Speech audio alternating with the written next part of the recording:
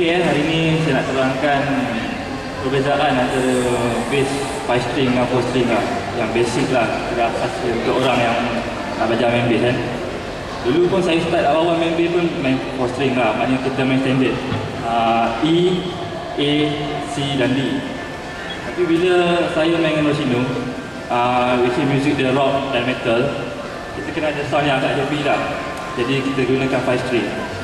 Jadi dengan lagu Rosino ni kebanyakannya gunakan E ataupun E flat lah. Jadi selalunya 5 string dia akan gunakan tali atas sebagai B.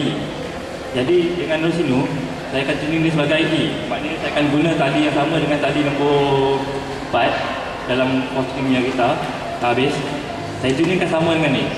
Maknanya dia akan tone key yang sama tapi dalam nada beza.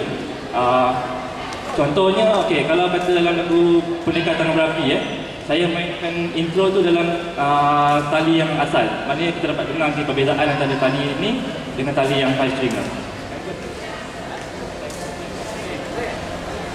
Okey, kita dengar cuba lah.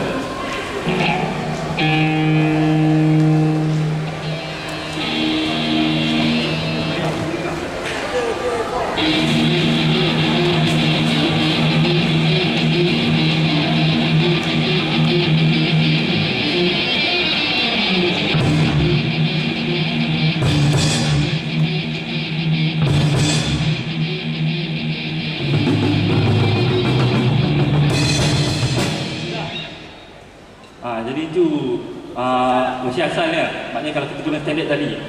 Jadi kalau kita gunakan pada tali 5 string, bunyinya akan jadi berat sikit lah daripada tone asal. Cuba.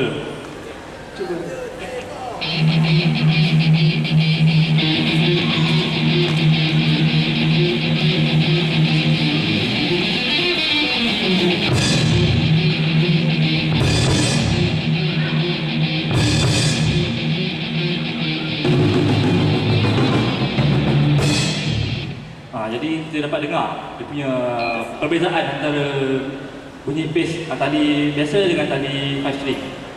Jadi untuk lagu-lagu lain juga pun kita boleh gunakan lah, bergantung pada kesesuaian note sendiri untuk kita gunakan 5 string tu. Mana tapi tak semua jenis lagu lah kita sesuai untuk guna 5 string. Depend pada lagu juga.